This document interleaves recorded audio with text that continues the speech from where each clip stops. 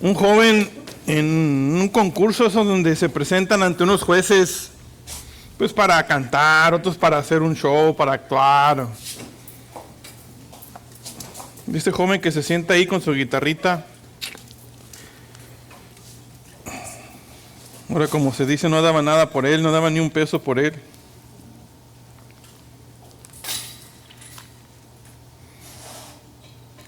Y el canto que entonó fue justo el que acabamos de cantar.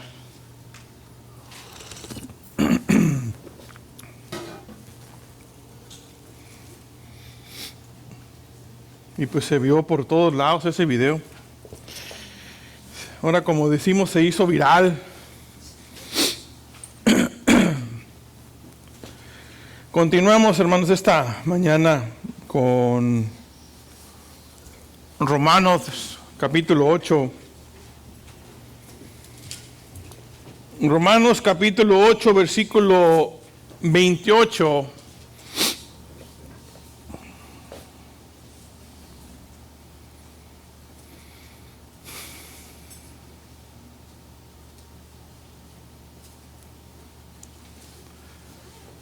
Dice el versículo 28, y sabemos que a los que aman a Dios, todas las cosas les ayudan a bien, esto es, a los que conforme a su propósito son llamados. Muy diferente al pasaje de la semana pasada, que eran como 10 versículos o no sé cuántos. Ahora vamos a ver nada más uno esta mañana. Un pasaje, este pasaje yo creo que es el que, cuando hay una tragedia, un sufrimiento, yo creo que es el pasaje que todos corremos para compartírselo a alguien por un mensaje o una oración, para leerles un pasaje bíblico. Corremos a ese pasaje. Es el que más buscamos, yo creo, rápidamente en momentos de dificultad, para compartirle a otros, pero también junto con eso yo creo que es uno de los pasajes más complicados para recibir o más complicados para aceptar y creer y entender. Es un pasaje que también normalmente citamos más a medias y lo dejamos donde dice ayudan a bien y ya, como si Pablo no escribió lo demás. Un pasaje que junto con el capítulo que hemos estado viendo, lo que es el capítulo 8, lo que ya hemos visto hasta ahorita y lo que viene, habla y nos asegura o habla en particular o garantiza la seguridad de la salvación a los hijos de Dios. Y esta mañana quiero que desglosemos poco a poco este pasaje, este pequeño versículo que es muy conocido. A veces lo queremos rechazar porque no nos gusta, pero por algo Pablo lo escribió y nos garantiza o nos asegura la gloria. Y empezamos el primer punto esta mañana. Quiero que veamos que este pasaje nos comparte es la certeza de la seguridad. Y Pablo rápidamente empieza y dice, y sabemos, nos empieza a decir este pasaje, hermanos en Roma, este pasaje, hermanos en Reynosa, nos habla de la certeza, de la seguridad. Dos palabras muy sencillas, es decir, y sabemos, nos expresa y nos afirma esa verdad. Pablo aquí no está hablando de opiniones, no está hablando de sentimientos, no está hablando de alguna emoción. Simplemente está exponiendo lo que la palabra de Dios afirma en una manera absoluta, en una manera con toda la certeza. Y está dando y diciéndonos que sabemos que tenemos la seguridad eterna. Mi hermano, está diciendo que el cristiano, el Hijo de Dios, el que ya ha sido adoptado espiritualmente y que en un momento va a ser adoptado también corporalmente, tiene la seguridad, o mejor dicho, tiene la eternidad asegurada por el Espíritu Santo de Dios. Que hemos estado hablando del Espíritu Santo por todo el capítulo 8. La semana pasada vimos cómo el Espíritu Santo intercede por el cristiano. Intercede por el cristiano de una manera más profunda que nuestra mente limitada no entiende, no capta. Y está diciendo que solamente intercede por nuestra parte ante Dios Padre en una manera íntima, coigual, que solamente entre Dios Padre y Dios Espíritu Santo saben y entienden. Y aquí está diciendo Pablo todavía esto, está continuando esto diciendo, y sabemos, tenemos la certeza que los que están en Cristo Jesús, esta nueva vida está en manos de Dios. Y sabemos que esta nueva vida va a ser usada por parte del Señor, que en su momento se va a manifestar la gloria de Dios, y que también va a ser una realidad esa bendición eterna. Y lo sabemos. Pablo, cuando usa aquí esta palabra sabemos, está hablando también que es algo que podemos saber. Algo muy interesante que se ha visto en el transcurso de la historia de la iglesia, y aún hoy en día, que todavía se niega, o la gente niegan a creer que Dios garantiza esa seguridad del creyente.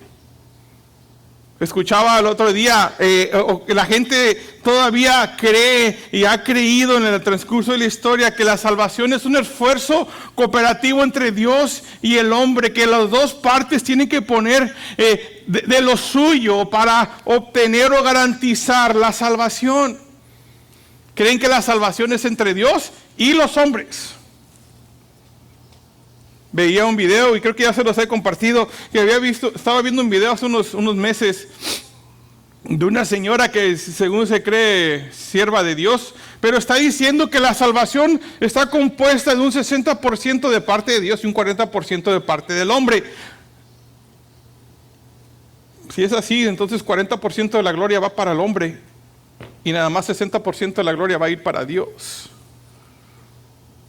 Hermanos, la salvación es parte de Dios soberano, solamente de parte de Dios, únicamente de parte de Dios. ¿Y por qué es de parte de Dios? Dios es responsable de la salvación y Dios no puede fallar. Y eso lo repito, porque es de parte de Dios, Dios es responsable de la salvación y Dios no puede fallar.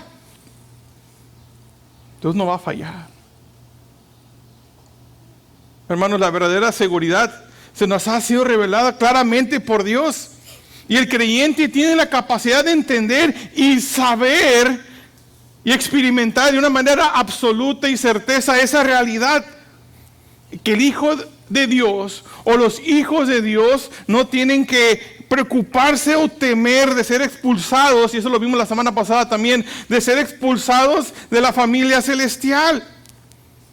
Dios no los va a expulsar. El creyente, el Hijo de Dios, el verdadero Hijo de Dios, tiene asegurada su ciudadanía que es celestial, no la puede perder. Y es algo que Pablo está diciendo, y lo sabemos, lo podemos saber. Es algo muy obvio, es algo con plena certeza, que Dios es de parte de Dios la salvación, que Dios es responsable de ella y que Dios no va a fallar. Y entramos al siguiente punto aquí, hermanos, que este pasaje no solo nos revela la certeza de la seguridad, también nos revela esto, el alcance de la seguridad. Y ahí en el mismo versículo 28 dice, los que aman a Dios, todas las cosas les ayudan a bien. ¿Qué quiere decir eso? Varias cosas quiere decir esto. Dice, Él es el que hace todas las cosas que contribuyen de una manera para generar la bienaventuranza y la bendición en la vida del creyente. Él lo hace. sea, Dios mismo se encarga que llegue el bien a su pueblo. Dios lo hace. Y de hecho que dice aquí, usa Pablo aquí, todas las cosas, abarca todo en absoluto, no deja nada afuera, no pone una limitación, no pone una restricción, no tiene alguna frontera, por decirlo así. Cuando el pasaje dice todas las cosas, está diciendo que Dios usa todo por completo, todo. Y no está diciendo que Dios va a impedir que nos venga algún mal. A veces sí, pero a veces no. ¿Qué está diciendo Pablo entonces? Pues Pablo está diciendo esto, está certificando que el Señor toma en sus manos todo lo que permite que suceda a sus hijos amados, aún las peores cosas, y al final transformar esas cosas en bendiciones. O sea, toma todo Dios en sus manos, todo. ¿Y qué dice? Las va a transformar esas cosas en bendiciones. Todas las cosas es una expresión que incluye que todas nuestras circunstancias, por muy buenas o por muy malas, todos los acontecimientos, sean naturales, por decirlo así, cuando la tierra, vimos la semana pasada que la tierra gime como dolores de parto, cuando esos acontecimientos suceden y pasamos por ello, dice Dios, también eso lo voy a usar. Cuando las circunstancias sean muy buenas o sean muy malas. Cuando las noticias que recibamos sean buenísimas o sean malísimas. Cuando tengamos una sonrisa en el rostro, cuando derramemos una lágrima, cuando recibamos un abrazo o cuando recibamos un golpe. Pablo está diciendo aquí, todo eso, todo, sean buenos, sean malos, dice, todo lo va a usar. Y todo lo usa para nuestra bendición. Y cuando dice aquí Pablo, les ayudan, sin meterme a términos muy griegos, pero quiere decir esto, que es el fenómeno donde la colaboración de varias partes logra un resultado superior o distinto a lo que cada uno alcanzaría por su cuenta. A lo mejor si vemos un desastre natural, un desastre natural en sí mismo solo se puede ver muy malo, pero Dios usándolo como Dios es, sabiendo lo que Dios está haciendo, lo va a usar para bien. Siempre me acuerdo del hermano Alfredo, que tiene su negocio vendiendo medicamentos. Dice, ya quiero que venga un frente frío para que se enfermen la gente. A él le conviene que la gente se enferme. ¿Por qué? Porque van a ver al médico, y el médico les receta 1,000,000 de cosas y son como, si sus médicos son como los de similares, le van a recetar hasta de más. A él le conviene que la gente se enferme. A la gente que se enferma no le conviene que se enferme, ¿verdad? Pero es algo que Dios hace en una manera de esa ayuda. No es algo espontáneo, no es algo que fue de suerte o que los planetas se alinearon, las estrellas están en todo en su lugar acomodado. No, Dios es el que lo está haciendo, lo está armando. ¿Cómo? Yo no sé, no me interesa cómo lo hace Dios, ni le voy a entender. Lo que sí voy a entender que Dios lo está haciendo y usa todas las cosas para que nos ayuden. ¿Y nos ayuden qué? Para bien. Nos ayuden para bien. O sea, Dios es el que está disponiendo de su poder, que está disponiendo de su voluntad providencial para que todas las cosas, por muy buenas o por muy malas, nos ayuden a bien. Hermanos, sin importar lo que suceda en nuestras vidas, mientras seamos hijos de Dios, Dios está proveyendo y va a utilizar lo que estemos pasando, viviendo, disfrutando o odiando, o en dolor o en alegría, lo va a utilizar para nuestro beneficio temporal y eterno. Y eterno. Y sí, algunas veces nos va a librar de tragedias. Y otras veces nos va a enviar en medio de ellas. Esa no nos gusta tanto, nos gusta que nos libre. No nos gusta que nos pase en medio de las tragedias. Pero nos hace a veces pasar por ahí. Por algo el salmista decía que aunque ande en valle de sombra de muerte, o sea, el salmista no está diciendo, aunque me evitaste el valle de sombra de muerte, no, dicen, cuando ande en medio de ese valle, de esa sombra de muerte, y la muerte esté rodeada sobre mí, dice, no temeré. Es lo que está Pablo tratando de explicarnos. Que algunas veces sí nos va a librar de tragedias, otras veces nos va a hacer atravesarlas ¿con qué? Con el fin de acercarnos a Él. Con el fin de acercarnos a Él. Hermanos, Dios no, cuando el pueblo de Israel salió de Egipto, no lo condujo por el desierto para traerles el mal. Muchas veces ellos mismos se lo buscaron. Pero no los llevó por el desierto por 40 años para traerles el mal. Los llevó por el desierto, los sacó de Egipto para traerles el bien. Sí, había momentos de disciplina. Y sí, había momentos de tenía que Dios refinar en una manera divina, limpiarlo, traerles, purificarlos de Egipto. Pero no era para su mal, era para el bien.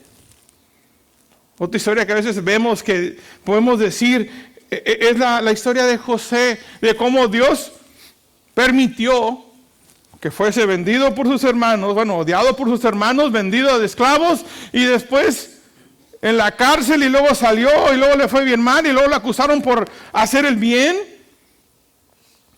Pero que al final de cuentas que hay muchas enseñanzas que podemos aprender de José. Una obviamente que por medio de José todo lo que vivió y pasó fue para qué, para el bien de la nación de Israel. O mejor dicho, de la familia de Israel. Todavía no era una nación. ¿Para qué? Para que también los hermanos encontraran el perdón de su hermano. También para que su hermano perdonara a sus hermanos. Y podemos seguirle esa historia. Pero es algo que José atravesó el mal.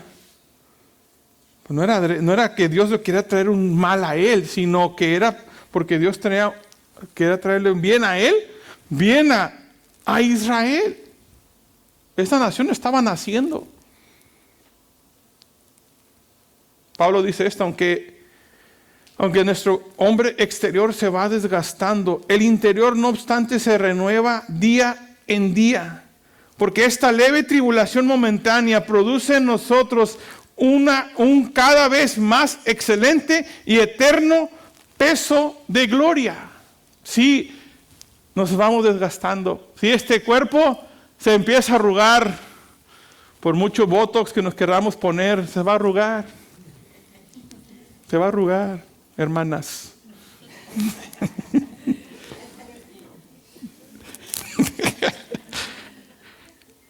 Pero ¿qué está diciendo Pablo aquí? Sí, se va desgastando, pero eso también va produciendo aún algo más grande, ese deseo de gloria. Va creciendo, así como esto va disminuyendo, el deseo de gloria va creciendo más y más. Nos vamos acercando más y más a esa gloria. Cuando Dios, hermanos, dispone que las cosas obren para nuestro bien, lo que más también resalta son los atributos de Dios. Resalta los atributos de Dios. Podemos ver para empezar su poder. El poder de Dios que no tiene límites, no tiene principio ni fin. Dios es omnipotente. También resalta la sabiduría de Dios que es usada para nuestro bien y nos comparte esa sabiduría a nosotros. Podemos ver también la bondad de Dios. Dios es un Dios bueno. Y la podemos ver. Podemos ver la fidelidad de Dios también que obra para nuestro bien. A pesar de que nosotros seamos infieles, dice la Biblia que el Señor permanece fiel. Algo que a lo mejor no es un atributo de Dios, pero podemos también saber y entender que tenemos la palabra de Dios para nuestro bien. No es un atributo de Dios, pero es algo que es un recurso que tenemos de parte de Dios. Su palabra que trae consuelo, que trae dirección, que encontramos la voluntad de Dios. Encontramos la revelación de Dios a nuestras vidas. Algo más que tampoco no es un atributo de Dios, pero sí están para trabajar para Dios y para trabajar para nosotros. Son sus ángeles. También podemos ver los ángeles de Dios trabajando. Uno más, podemos ver también los mismos hijos de Dios ministrar y servir unos a otros. Hermanos, el Señor dispone que las cosas malas obren para nuestro bien. Ese es el que no nos gusta, ¿verdad? Que el Señor disponga las obras, las cosas malas, para que obren para nuestro bien. El Señor se encarga de transformar las peores cosas para nuestro bien. Y Dios usa el sufrimiento como un medio para traer bien a su pueblo. El sufrimiento a veces llega, hermanos, por ser fiel a Dios. El sufrimiento a veces también llega por enfermedades, por dolores, por conflictos. El sufrimiento a veces también llega por el mismo pecado, la corrupción que hay en este mundo, la corrupción de este cuerpo. A veces también el sufrimiento viene por permiso de parte de Dios. Y podemos ver la situación de Job. El sufrimiento también puede venir por castigo o disciplina divina. El caso ahí podemos ver el ejemplo de David. David se enfermó y sufrió, perdió su hijo, todo por su pecado. Y se enfermó. El sufrimiento Dios lo dispone o lo usa para nuestro bien. Dentro de las cosas malas que también podemos ver que Dios usa es la tentación para traer bien a su pueblo. Usa la tentación para que nosotros nos doblemos en nuestras rodillas en oración, que esa tentación nos obliga a rogar a Dios para fortaleza, para resistir. Nos obliga a ir en oración y buscar y obtener la protección de Dios. Dios usa la tentación también para devastar o deshacer el orgullo espiritual. Por algo Pablo nos advierte, el que empieza a estar firme, mire que no caiga.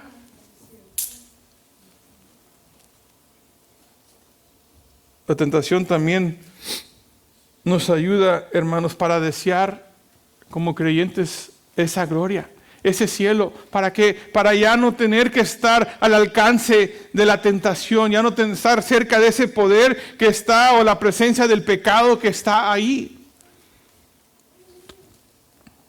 Dios usa también el mal del pecado como un medio para traer bien a sus hijos. Para empezar, ¿qué hace Dios con el pecado? Dios elimina las consecuencias. Él nos puso un sustituto que tome nuestro lugar para nosotros no tener que sufrir esa condenación eterna. Él trajo beneficios a sus hijos.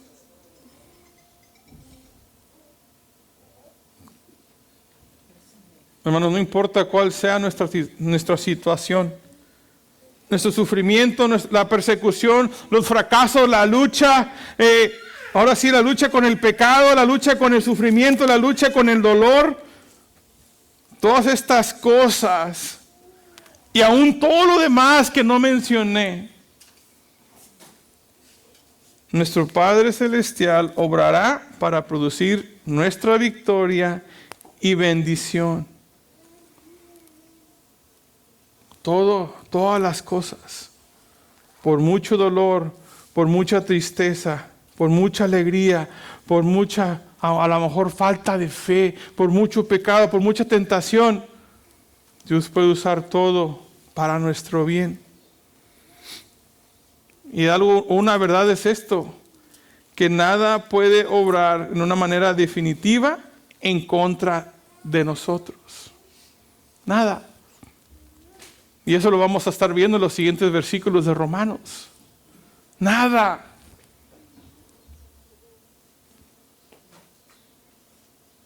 Y a lo mejor sí vamos a enfrentar algunas dificultades, sufrimientos en esta vida, sin lugar a duda. Pero algo que también tenemos que reconocer y saber que Dios todo eso lo va a usar para nuestro beneficio. Y si va a haber momentos, circunstancias exteriores graves, agobiantes, a lo mejor podemos verlas desde nuestro punto de vista, son algo que no hay salvación para nosotros, que ya no tenemos esperanza. Dios, que creen, lo puede usar para nuestro bien. Lo usa para nuestro bien. ¿Cómo? No me importa. No quiero saber. No lo voy a entender como quiera. Pero todo eso, Dios lo usa, para su gloria y para nuestro bien.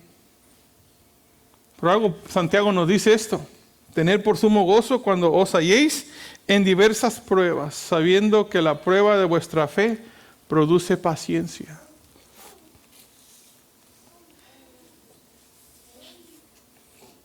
Es algo que Santiago nos anima a esto. Que sí, cuando estemos en pruebas, que dicen, tengan gozo. No poquito gozo, sumo gozo, bastante gozo. Tengan gozo. Cuando nuestra fe sea probada, nuestra fe sea refinada, mantengamos ese gozo. Hermanos, hemos visto la certeza, hemos visto el alcance. Por último, quiero que veamos los receptores de la seguridad. Y parte de este pasaje dice: a los que aman a Dios, esto es, a los que son llamados. Esta promesa que hemos estado viendo, ¿qué creen? Es exclusivamente el hecho que todas las cosas nos ayudan a bien. Es una promesa exclusiva para quienes. Para el creyente. Es una promesa exclusiva para los hijos de Dios. Y Pablo aquí usa dos títulos. Pablo aquí usa a los que aman a Dios, y Pablo aquí usa a los llamados. Los intercambia, por decirlo así. Esta promesa no es para todos. Esta promesa solamente es ¿para quién? Para los hijos de Dios. Y en este pasaje podemos ver que los receptores de la seguridad aman a Dios. El verdadero creyente, hermanos, es alguien que ama a Dios de una manera genuina. Ama a Dios, al Dios que lo salvó, al Dios que le dio vida, al Dios que lo sacó de la muerte y lo pasó a vida. Los no salvos, los no hijos de Dios, los no creyentes, podemos aún decir que aborrecen a Dios, que son enemigos de Dios. Pero los hijos de Dios son personas que aman a Dios. Y dice Corintios, si alguno ama a Dios, es conocido por Él. La salvación verdadera, hermanos, produce que la gente ame a Dios. ¿Por qué? Porque el amor de Dios ha sido derramado en los corazones por el Espíritu Santo.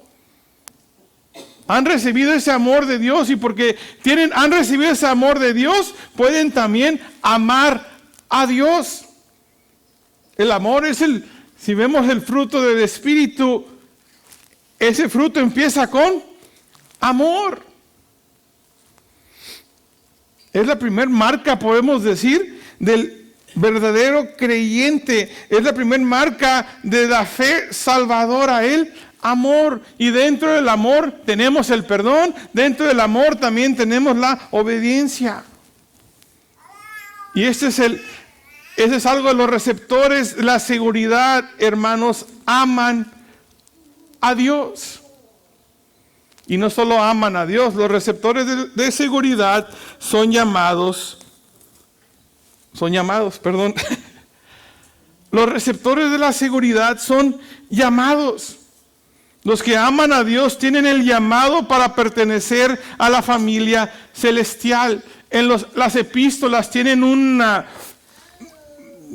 se utilizó este término, algo muy diferente a los evangelios. En las epístolas, cuando encontramos el término llamados o llamamiento, hacen una referencia a la obra soberana de regeneración que Dios opera en el corazón del creyente, el cual le lleva a una nueva vida en Cristo. Pablo explica el significado de esta expresión en los siguientes versículos, en el 29 y en el 30. No es un llamado general al público como una invitación a aceptar a Cristo. No es un llamado general para todos. Cuando Pablo aquí habla acerca de los llamados, está hablando de aquellos que han recibido un llamamiento eficaz, algunos le llaman, o un llamamiento específico, que es un acto de Dios Padre que a través de la proclamación del Evangelio, en el cual convoca a las personas hacia sí mismo, de tal manera que responden con fe salvadora. Repito eso.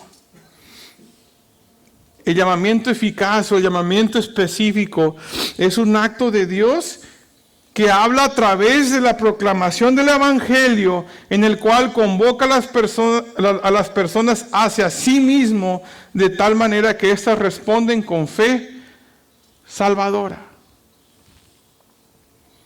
El llamado eficaz de Dios, todos los que son llamados son escogidos, dice los siguientes versículos, y redimidos por Dios, al final van a ser glorificados. Hermanos, los creyentes nunca son llamados con base a sus méritos, o por quiénes son, o por lo que van a lograr o han logrado en su vida, o por sus obras. No son llamados por eso. No importa las obras que vayas a hacer o hiciste o estás haciendo. No. Este llamado eficaz lo hace Dios.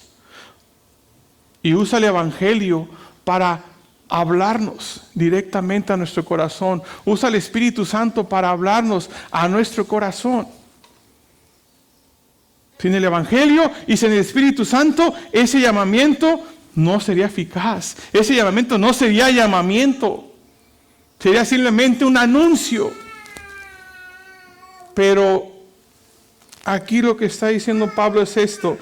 Por medio del Evangelio, por el poder del Espíritu Santo, Dios hace ese llamado eficaz, ese llamado específico a cada uno de nuestros corazones. Y es cuando nos habla y nos acerca a sí mismo.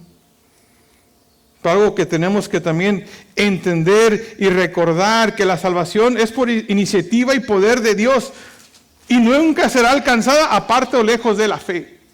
Ocupamos la fe.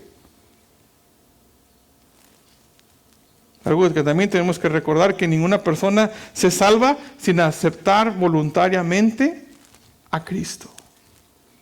Pero algo Pablo más adelante dice: si confesares con tu boca que Jesús es el Señor y creyeres en tu corazón que Dios lo levantó de los muertos, dice, serás salvo, porque con el corazón se cree para justicia, pero con la boca se confiesa para salvación.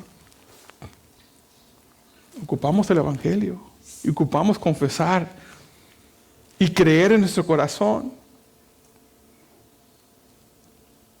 Así es el llamado eficaz. Van de la mano. Van de la mano. Ocupamos el Espíritu Santo. Ocupamos el mensaje de las buenas nuevas. Ocupamos confesar y creer. Hermanos, el amor genuino hacia Dios, o el amor que el llamado tiene hacia Dios, se manifiesta de varias maneras. Se manifiesta o se puede ver de varias maneras. Por ejemplo, en primer lugar, que el amor genuino hacia Dios lo podemos ver es que el verdadero creyente tiene un anhelo ferviente de comunión personal con el Señor. Si dices que amas a Dios, o estos que Pablo está diciendo que aman a Dios, tienen una un deseo de tener una comunión personal con el Señor. O sea, estos que aman a Dios, si tienen un amor genuino hacia Dios, también pueden confiar en su poder para protegerlos. Y confían en su poder para protegerlos. En tercer lugar, el amor genuino hacia Dios, también se puede ver que tienen esa paz que solamente Dios puede compartir y darnos. Si verdaderamente se ama a Dios, es sensible a la voluntad de Dios y a su honra. En quinto lugar, quienes tienen un amor genuino hacia Dios, aman las cosas que Dios ama. ¿Y dónde las encuentran esas? En su palabra. Los que aman a Dios, en sexto lugar, aman a la gente que Dios ama. En séptimo lugar, el amor genuino a Dios aborrece lo que Dios aborrece. En octavo, el amor genuino hacia Dios tiene un anhelo ferviente por el regreso de Cristo. Podemos también tal vez incluir una más, pero esa va con una que ya vimos. El amor a Dios también se comparte a los hermanos. Y ese amor no nace, como ya decimos, no nace de nosotros. Es un amor que solamente Dios da. Y lo da por su Espíritu. Hermanos, tenemos al menos aquí rápidamente que mencioné 8 manifestaciones de cómo el amor de Dios se ve en los hijos de Dios. Si no podemos cumplir alguna de estas, o si no podemos cumplir algo de esa lista, podemos empezar a creer o pensar que el amor de Dios no ha sido derramado en los corazones de esa persona. No ha sido derramado en los corazones de esa persona. Consideremos eso. Hermanos, Dios hace que todas las cosas cooperen para el bien, tanto para bien de Él como el bien nuestro. Cuando Dios es glorificado, hermanos, su pueblo también es glorificado. Por medio del sufrimiento, todas las clases y razones, todo lo que podemos aprender. Si mencionamos algunas, podemos aprender a ser benignos, podemos aprender la simpatía, podemos aprender la humildad, la compasión, la paciencia, la bondad. Pero Dios realmente utiliza el sufrimiento ¿para qué? Para acercarnos más a Él mismo. Lo hace para ello. Por algo Pedro menciona esto: el Dios de toda gracia, que nos llamó a su gloria eterna en Jesucristo, después de que hayas padecido un poco de tiempo, Él mismo os perfeccione, afirme, fortalezca y establezca. Dijo un puritano una vez, Thomas Watson dijo: a veces un lecho de enfermo enseña más que un sermón. A veces estar enfermo, a estar pasando por sufrimiento, nos enseña más que un mensaje un domingo. El sufrimiento nos enseña y podemos aprender de ello. Hermanos, el sufrimiento también nos puede enseñar a detestar el pecado. El pecado, ya lo vemos que porque tenemos al Espíritu Santo dentro de nosotros, podemos empezar a odiarlo, alejarnos de él. Podemos ver cómo otros sufren a manos de gente pecadora. Podemos ver cuando el pecado nos trae daño, nos trae dolor, si no a nosotros, sino también a los que amamos. El sufrimiento por medio del pecado nos ayuda también a alejarnos del pecado, a abandonar el pecado, a ver que necesitamos de un Dios, necesitamos de un Salvador, que no podemos solos. El sufrimiento por el pecado Dios lo usa para limpiarnos y purificarnos, para que evitemos y nos alejemos de ese pecado. Hermanos, el hecho que suframos, a veces recordamos que es disciplina divina de parte de Dios. Algo que el libro de Hebreos nos dice: el Señor al que ama disciplina y azota a quien toma o recibe por hijo. Y termina ahí Hebreos diciendo: pero si os deja sin disciplina, dice Hebreos, entonces sois bastardos y no hijos. Palabras muy claras. Si nunca recibimos disciplina de parte de Dios, a lo mejor no somos hijos de Dios.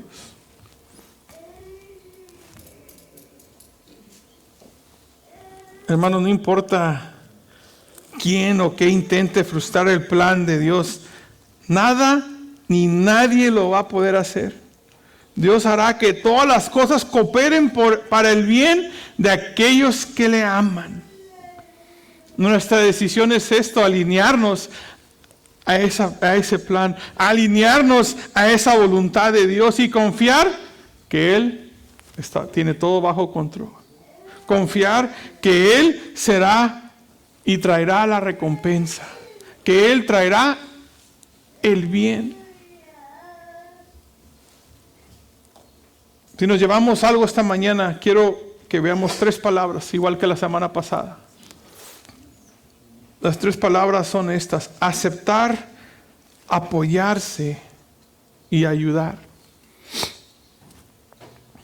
Aceptemos ¿qué? Aceptemos el sufrimiento, recordando que Dios dispone de todas las cosas para nuestro bien. Aceptar ese sufrimiento, aceptar la disciplina, que cuando recibimos la disciplina de parte de Dios, también nos recuerda que somos hijos de Dios, que sí le importamos, que sí tiene un interés de nuestro bienestar. Que aceptemos esa voluntad de Dios para hacer que todas las cosas, en alguna manera u otra, nos ayuden para bien. Apoyarse. ¿Apoyarse en qué? Apoyarse en los atributos de Dios, apoyarse en el poder de Dios que no tiene límites, apoyarse en el poder de Dios que Él es todopoderoso, apoyarse en el poder de Dios que Él tiene todo bajo control. Y dentro de eso, tiene todo bajo control, también tiene la sabiduría para hacer lo que tiene que hacer en el momento exacto, juntando todas las cosas y poniéndolas en su lugar. ¿Para qué? Para nuestro bien. Es apoyarse en la bondad de Dios, recordando que Dios es un Dios bueno. No tenemos un Dios malo. Sí es un Dios justo, sí es un Dios que nos ama, pero sí es un Dios bueno. Recordar y apoyarse en la fidelidad de Dios. Dios es fiel, aunque nosotros le vamos a ser infiel. Dios es fiel y Él permanece fiel, aun cuando nosotros le querramos dar la espalda. Dios ahí va a estar, su mano va a estar ahí extendida.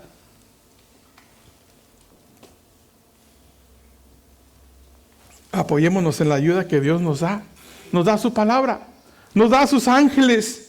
Podemos acudir a su palabra para recibir y conocer la voluntad de Dios, para traer consuelo a nuestras vidas con su palabra, para recordarnos las palabras de Jesús, para recordar las promesas que están escritas ahí, también para su pueblo, también para su iglesia. Palabras de ánimo, que dice: confiad, yo he vencido al mundo, por ejemplo. Y si dice: en el mundo tendréis aflicción. Esa promesa no nos gusta, pero sí nos gusta que Él ya venció al mundo. Podemos apoyarnos en su palabra y apoyarnos en los ángeles de Dios que están a nuestro servicio. Se burlaban, creo, el otro día que el pastor se había ido de viaje y se había llevado a todos los ángeles con él. No quería dejar a nadie, ninguno, para que cuidara a alguien más. Hermanos, tenemos los ángeles de Dios ¿para qué? Para que nos sirvan, nos cuiden, nos protejan, peleen por nosotros. La tercera palabra es esta: ayudar. Ayudar a los demás cristianos. Ayudar a los demás cristianos que también están sufriendo. Ayudar a los cristianos que están llorando. Ayudar a los cristianos que tienen cargas, que están batallando con pecado. Que no hagamos leña de ese árbol caído, sino levantar ese árbol, apoyarlo, orar por ellos. Es ayudar. No nada más que nos ayuden, sí, que es algo que a veces no queremos tampoco recibir, la ayuda de otros.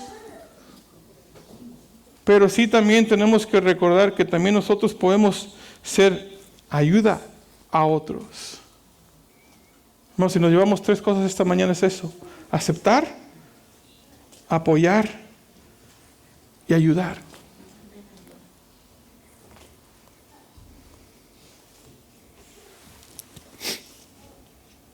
Hay un canto que dice: más el Dios de toda gracia, que nos llamó a su gloria eterna, y dice: Dios perfeccione y afirme y nos fortalezca y establezca. A Él sea la gloria.